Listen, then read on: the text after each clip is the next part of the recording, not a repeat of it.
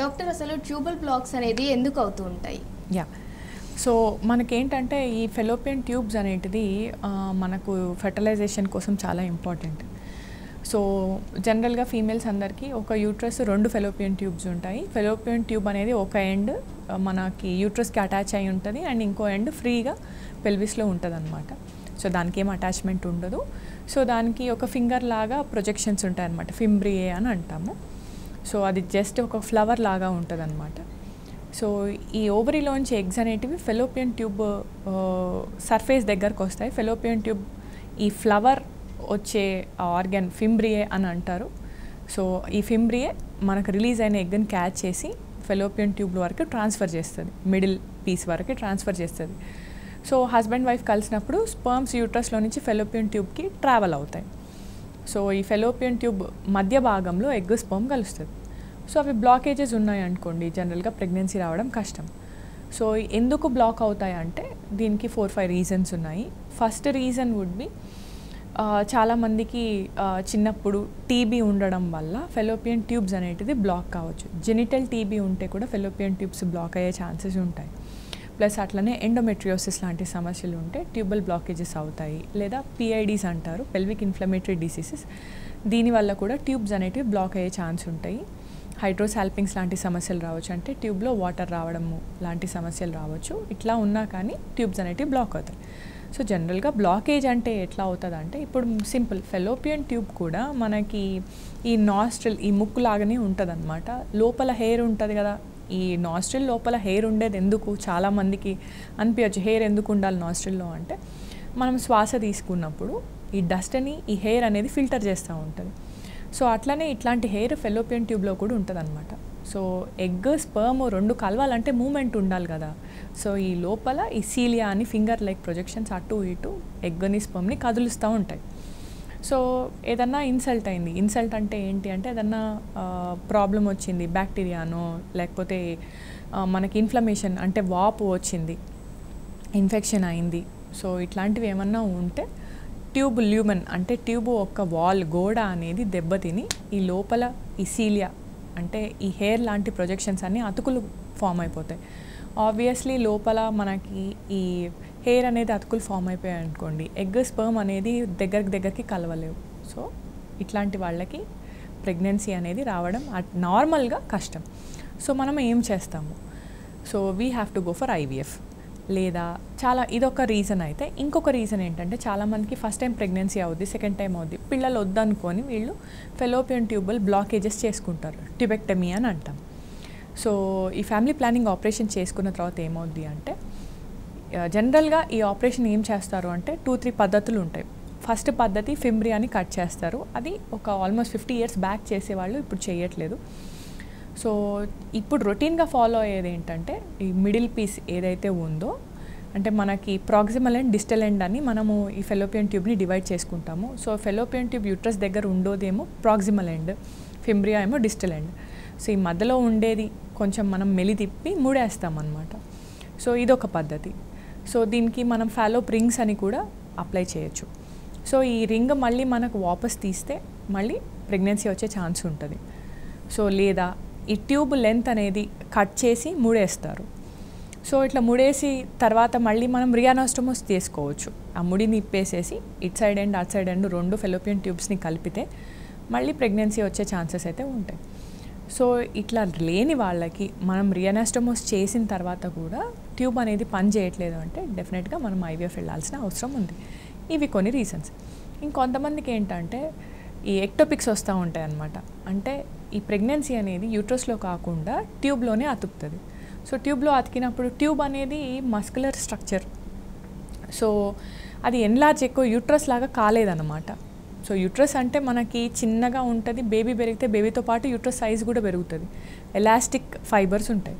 So ఈ ట్యూబ్లో మనకి అట్లా ఉండవు, ఓన్లీ లాంగిట్యూడినల్ ఫైబర్స్ ఉంటాయి, ఎలాస్టిక్ ఫైబర్స్ ఉండవు. సో దీనివల్ల ట్యూబ్ అనేది ఎన్లార్జ్ కాలేదు. సో పెరిగే బేబీకి సపోర్ట్ చేయలేక ట్యూబ్ అనేది పలిగిపోద్ది. సో అది ఒక మెడికల్ అండ్ సర్జికల్ ఎమర్జెన్సీ అనమాట. సో అట్లాంటి కేసెస్లో చాలామందికి ఫెలోపియన్ ట్యూబ్ రిమూవల్ అనేది చేస్తారు. Because fallopian tube highly rich అనమాట, వాస్కులర్, చాలా బ్లడ్ సప్లై ఉంటుంది. సో మనం దాన్ని తొందరగా మనము యాక్టివ్ ఇంటర్వెన్షన్ తీసుకొని అది మనము సూచరింగ్ అనేది చేయలేదు అంటే బాడీలో ఉన్న బ్లడ్ అంతా కూడా మనకు బ్లడ్ లాస్ అయ్యి పేషెంట్ ప్రాణం మీదకి వస్తుంది. సో మనము ఫెలోపియన్ ట్యూబ్ అట్లాంటి కేసెస్లో తీసేయాల్సిన అవసరం వస్తుంది. సో చాలామందికి అట్లా సింగిల్ ట్యూబ్స్ కూడా తీసేస్తుంటాం. సో ఈ కండిషన్స్లో మనం ట్యూబల్ బ్లాక్స్ ఉన్నప్పుడు మనం ఐవీఎఫ్కి వెళ్ళాలి.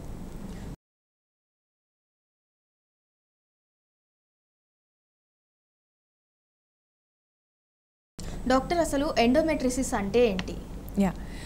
ఈ ఎండోమెట్రియోసిస్ అంటే ఏం లేదండి. సో ఎండోమెట్రియం అనేది మనకు యూట్రస్ లోపల ఉండే లైనింగ్ అనమాట. సో మన యూట్రస్ అనేది చాలా ఇంపార్టెంట్, ఎందుకంటే బేబీ బేరింగ్ ఆర్గాన్ కాబట్టి. సో దాని స్ట్రక్చర్ తెలుసుకోవడం మనకు చాలా ఇంపార్టెంట్.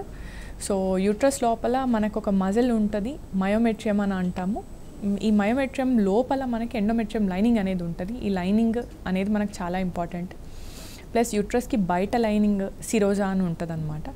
సో ఈ ఎండోమెట్రియం అనేది యూట్రస్ లోపల మాత్రమే ఉండాలి.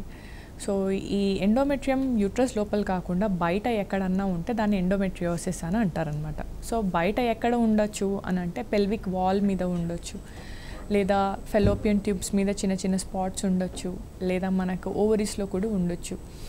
సో ఈ స్పాట్స్ ఉన్న దగ్గర జనరల్గా ఏమవుద్ది అంటే బాడీలో హార్మోన్స్, ఇప్పుడు మనకు పీరియడ్స్ వచ్చినప్పుడు హార్మోనల్ చేంజెస్ అవుతాయి కదా. సో హార్మోనల్ చేంజెస్ వచ్చినప్పుడు కూడా ఈ బయట ఉండే ఎండోమెట్రియల్ టిష్యూ కూడా రియాక్ట్ అయ్యి అక్కడి నుంచి కూడా మనకు సెక్రీషన్స్ అవుతూ ఉంటాయి.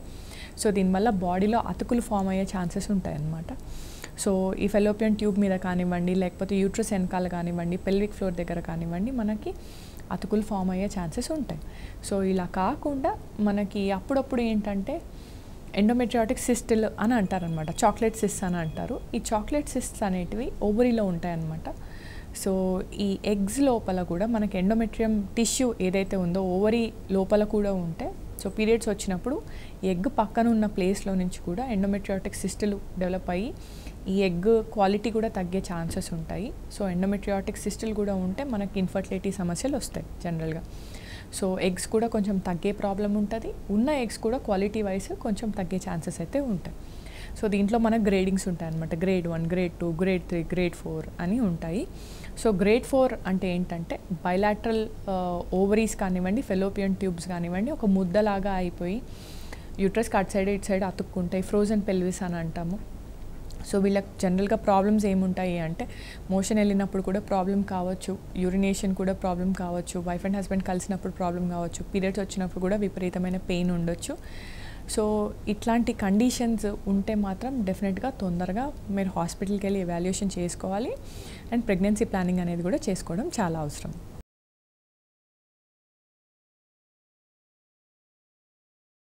డాక్టర్, చాలామందికి థైరాయిడ్ ఇష్యూ కూడా ఉంటుంటుంది. అంటే థైరాయిడ్ ఉన్న ప్రతి ఒక్కరూ ఇన్ఫర్టిలిటీ ప్రాబ్లం ఫేస్ చేస్తారంటారా? సో థైరాయిడ్ అండి, ఇప్పుడు మనకి ఫీమేల్ పార్ట్నర్లో ప్రాబ్లమ్స్ ఏముంటాయి, మేల్ పార్ట్నర్లో ప్రాబ్లమ్స్ ఏముంటాయి. సో మేల్ పార్ట్నర్లో జనరల్గా థైరాయిడ్ ఇష్యూస్ ఉంటే ఏంటంటే హస్బెండ్ వైఫ్ కలవని ఇబ్బంది కావచ్చు, సెక్షువల్ డిస్ఫంక్షన్స్ వచ్చే ఛాన్సెస్ ఉంటాయి. సో కరెక్షన్ అనేది చూసుకోవాలి. సో అలాగే ఫీమేల్ పార్ట్నర్ గురించి మనం మాట్లాడుకుంటే ఈ థైరాయిడ్లో కూడా 2 రకాలు ఉంటాయి అన్నమాట. హైపర్ థైరాయిడిజం అండ్ హైపోథైరాయిడిజం అని అంటారు.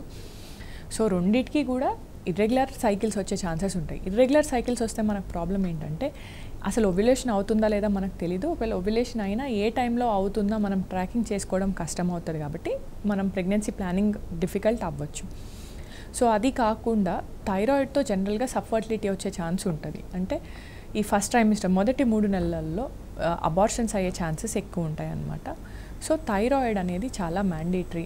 అండ్ ఈ విషయాలు మనం పక్కకు పెడితే కూడా సో థైరాయిడ్ అబ్నార్మాలిటీస్ ఉంటే వెయిట్ లాస్ అవ్వడము లేదా వెయిట్ గెయిన్ అవ్వడము చాలా ఉంటుంది. ప్లస్ గుండె మీద కూడా మనకు బరువు పడవచ్చు, పాల్పిటేషన్స్ అనేటివి రావచ్చు. అంటే మన గుండె చప్పుడు మనకే వినిపించినట్టు అనిపించడము, ఎక్సెసివ్ స్వెట్టింగ్స్ రావడము, లేకపోతే వీక్గా ఉండడము, బాడీ పెయిన్స్ ఎక్కువ ఉండడము, ఓవరాల్గా కూడా బాడీ మీద ఎఫెక్ట్ పడుతుంది. కాబట్టి సో థైరాయిడ్ లెవెల్స్ కంట్రోల్లో పెట్టుకోవడం చాలా ఇంపార్టెంట్. అండ్ ఎవ్రీ 3 మంత్స్కి ఒకసారి థైరాయిడ్ వాల్యూస్ చెక్ చేసుకోవడం కూడా ఇంపార్టెంట్.